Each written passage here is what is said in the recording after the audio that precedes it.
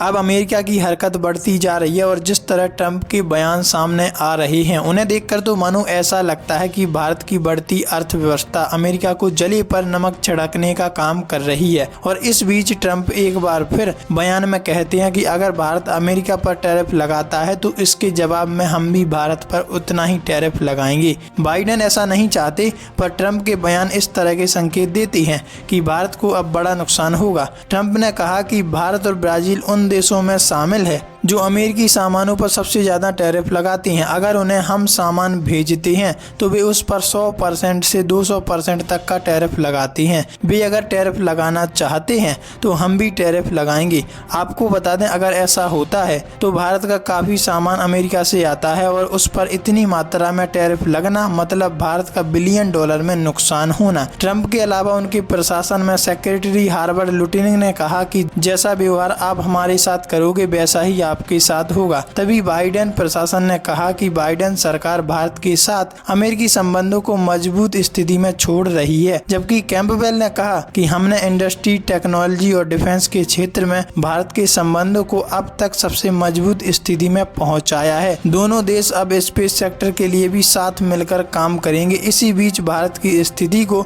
और खराब करने में पंडू और अडानी का मामला भी बीच में खड़ी दीवार का काम कर रहा है और इन दो चार्जशीटों में दो लोगों का नाम सामने आता है। पहला तो गुशपंतवंत पन्नू जो एक खालिस्तानी है और दूसरा बिजनेसमैन गौतम अडानी। इन दोनों की वजह से भारत और अमेरिका संबंध खराब हो रहे हैं, पर अमेरिका पर विश्वास करना भी हमारे लिए बेवकूफ़ी होगी क्योंकि अमेरिका अपनी चालाकी से ही विश्व भर में जाना जाता है। वैसे पिछले कई दशकों से भारत और अमेरिका के बीच कोई मनमुटाव नहीं हुआ और ना आगे होगा, लेकिन अगर होगा तो ट्रेड मार्केट में करेंसी को लेकर ही होगा क्योंकि ट्रंप नहीं चाहते कि हमारा डॉलर विश्व स्तर पर नीचे गिरे, तो इस वजह से ट्रंप की दुश्मनी बढ़ेगी। वहीं दूसरी ओर ब्रिक्स के देश भी मिलकर एक नई करेंसी भी बना सकते हैं, पर उसे भी सस्टेन करने में काफी समय लगेगा क्योंकि अब तक किसी भी वस्तु का भुगतान विश्व स्तर पर डॉलर जैसी करेंसी से ही होता आ रहा था और इसके आने से इसे दिक्कत का सामना करना पड़ेगा। वैसे आपकी क्या राय है इस बारे में कमेंट में जरूर बताइए।